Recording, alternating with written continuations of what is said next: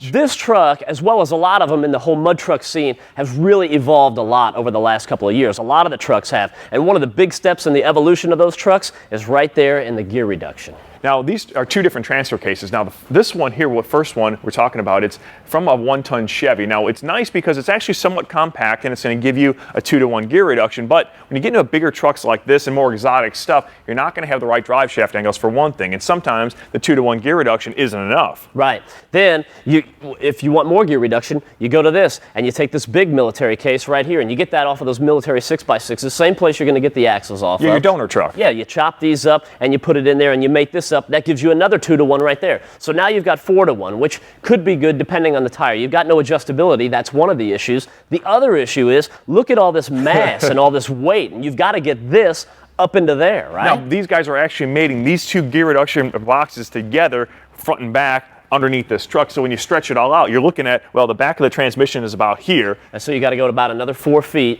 There. I mean, that's all transfer case underneath this truck. So you can see it's a bit cumbersome to work with, and you're really limited to what the initial gears that are inside of here. So that's not fun. Well, it's like you said, with these particular tires, a 2-to-1 gear reduction may not be enough, and a 4-to-1 gear reduction may be a little bit much. Yep. So out of necessity breeds a little ingenuity, and with these exotic high-end trucks, people are really starting to move forward to something that's a little more specific for their applications.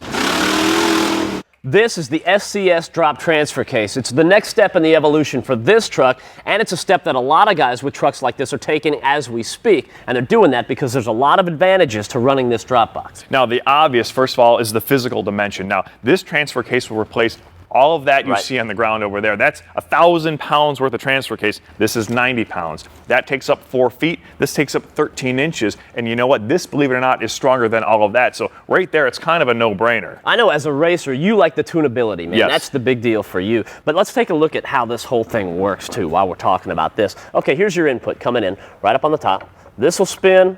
Boom, power goes to your drive shafts right there. That's pretty simple. And what we're looking at here is about a 12.5-inch drop. Now, you can get these in different sizes, different drops, up to, what, 24.5 inches? Yeah. You know, and Matt talked a little bit about tunability, and for me, that's what it's all about, being able to tune your vehicle to the track and to the conditions. What it is, you take this back cover off, and you can change gears that quick in about, 15, 20 minutes. With the old stuff, you're stuck with what you've got. If you've got a truck like this and you're running a Trucks Gone Wild event, for example, let's say there could be multiple events during the course of the day. So early on in the day, you could be faced with a tug-of-war scenario or a sled pull. You want to be able to have the lowest possible gear ratio you can. Then you might have a little bit of time. You might have an hour or so of a break there. You can change your gears because you've got a higher speed mud race coming up later on that afternoon. Well, now, if you can get in here quickly and change your gears and adapt to the different conditions, you've got a huge advantage over the other guys that you're racing against. Now, there's also another option you can get with one of these, and you have the option of putting it into 2-wheel drive as well, which is kind of neat. Yeah, the 2-wheel drive disconnect is great because, one, when you're driving around, the steering's going to be a lot easier when you're not all locked in, and two,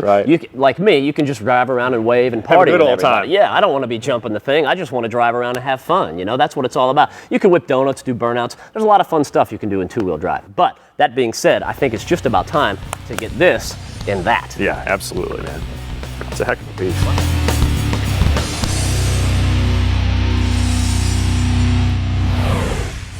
You got that? Yeah, let me get that out of the way and we'll slide that up there nice and easy. Yeah, that should clear then. Welcome back to Truck U. The cool thing was when we got all that old stuff out of the way and underneath this truck, it really freed up a lot of room, and that actually opened up some doors to some new opportunities. Yeah, we brought the truck over to our guys at Chuck's Trucks to do a little fab work for us from time to time, and all they had to do was make a couple mounting brackets here, and our transfer case will fit right into place. Now, once we brought it there, it was cool because he called us up and said, guys, listen, we got about 3 feet of extra space underneath this thing. I got some ideas. I want to put a new 4-link system in this thing, and I really think everything can benefit from it. So let me have at it. And wow, man, this is cool. Hey, when those guys say, let me have at it, we just let them go. And it's always fun to see what they're going to come up with. Now, this is exciting, too. You think about it, the new case, the new suspension, our buddy James's heavy foot. I mean, the possibilities are endless. This goes up nice and easy. Now, take a look at this here. There's his little mounting holes, 4 of them on each side. That's going to mount right up there to the brackets. I mean, you just bolt it in, that baby's locked in, and it's not going anywhere. Now, you got a couple different options. If you've got a big, strong assistant,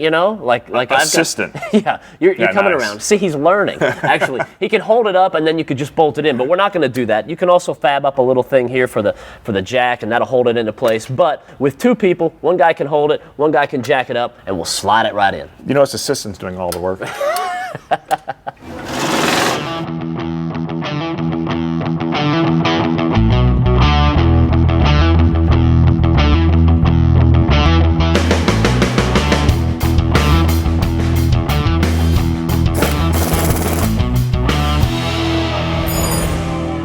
Okay, so now I got this transfer case all mounted in by myself. I need to tighten down these 1410 U-joint style yokes so this way we can get some measurements going. Another option from SCS as far as the yokes go are these flange style yokes. It's really a matter of more of a personal preference than anything else, but if you prefer these, you can get them from SCS. Now, the case is in, truck's ready, looking good, everything's cool, right? But we don't have any drive shafts in it yet, so it's not going to go anywhere. Now, the vast majority of people are just going to call the local driveline company and order up some drive shafts. That's the easiest way to do it. There are some guys out there who are going to build them themselves. That's cool. But keep in mind, whichever way you're going to go, the most important thing is that you get the measurements right. Yeah, we're going to have to make 3 drive shafts for this thing, so it's even more critical that we do the right measurements. Now, the first one, it's going to be kind of tough to see, but you look up here, you've got the transmission to go from the trans to our transfer case, and where the first measurement's going to be off of this seal right here. It goes around the output shaft, and the drive shaft will slide underneath it. So from there, we want to go to our imaginary center, which is right here on our yoke. Matt, it's a little easier to see over on your side. Yeah, we can do that up over here. See, there's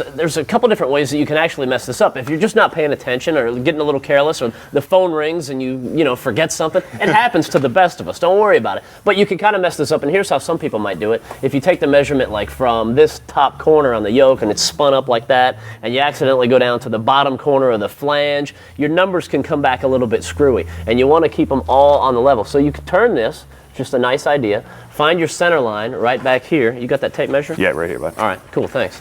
Now you just going to take your measurement from the center line and come right down to the center on the back side of that flange as well. And if you go middle to middle, you should get your number, and it should be right about where it needs to be. And I like to get them up close to about the closest half inch. What do you got there? About 46 and a half. 46 and a half. Oh, one other point that you want to make is make sure you make all these measurements with the truck on the ground with weight sitting on the suspension. A lot of guys will call up and say, hey, to the driveline place, hey, I've got my truck up in the air and I made my measurements for my drive shaft. Well, they're going to be really, really off when you've got the suspension hanging down. I mean, something with this much travel, you could be like a foot off. When you go to put those bad boys on, you're going to be in a whole world of hurting. This is the slip and stub portion of the drive shaft assembly. So your differential is going to be going up and down, and the drive shaft has to be able to travel with it, and this is going to allow it to do just that. Now, the reason that your measurements are so important is because your drive shaft guys, whoever's going to be making them up, needs to know the distance for your travel right there. So you got about 4 inches right here, right? So you want to split that distance because this is going to have to be able to travel in and out. Now, here's why the measurements are so important. If your drive shafts are too long, boom, that's going to cram up in there, and that's going to break something. If they're too short, then that's going to slip out. You're not going to have any power, and you're going to be jumping out of the truck wondering what's going on. So we lay out our pieces right here, and we actually can get a look at the entire drive shaft assembly. Starts right here with the 1410 U-joint. This is actually coming from the transfer case and going back down there to the differential as we travel. So here's our slip and stub assembly. Now there's arrows right here. You want to make sure you get those lined up. So there's an arrow there and an arrow on the bottom. Always make sure those are lined up. It's always a good idea too, when you come down the shaft, make sure that your weld yoke down here is laying down as well as this. That keeps everything in phase. Goes back to your U-joint, right to there. That bolts up to the pinion, and that is the whole piece in a nutshell. So we need to keep moving on this. We need to take a break. When we come back, we're going to keep the work going on the big Toyota.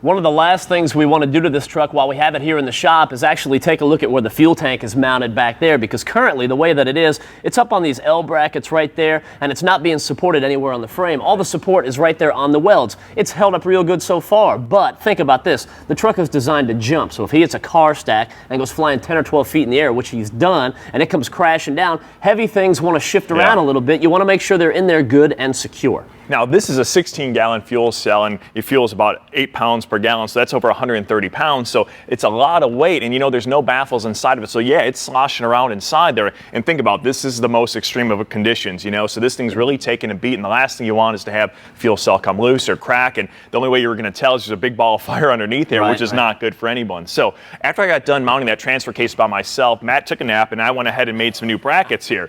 Now, what we're going to do is support that weight underneath the fuel cell here. So that'll go in place like this underneath. The fuel cell will actually sit on top of it, and then we'll tie it down. Yeah, this is actually like a little battery tie down. This will come over the top, and that way it's nice and secure in there, and it's not going to shift around at all. Yep.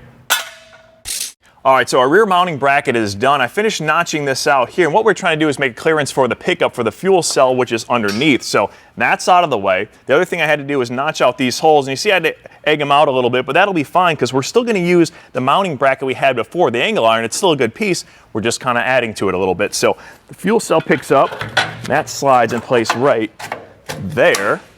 Then we're going to bolt it down on top like it was before. But this is where we add to. We've got our tie-down strap, which goes across the top and keeps us from wanting to lift up in any way. And then we can literally drill and tap these while this thing's in place. A couple holes here, and this should be more than secure.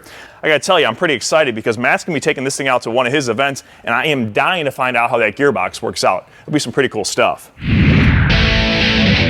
James is back out at the track at the Trucks Gone Wild events doing what he loves to do. Whether it's tearing it up in the hill and hole mud racing or flying over the crush cars, he can do it all now with no worries because these SCS cases have never had a gear failure. Now his particular case goes from 3 1/4 to 1 on the low end and 2 1/2 to 1 on the high end, so he's pretty much set up for all the events with a simple swap of the gears. And with some other optional gears, he can get his low end down to almost 5 to 1.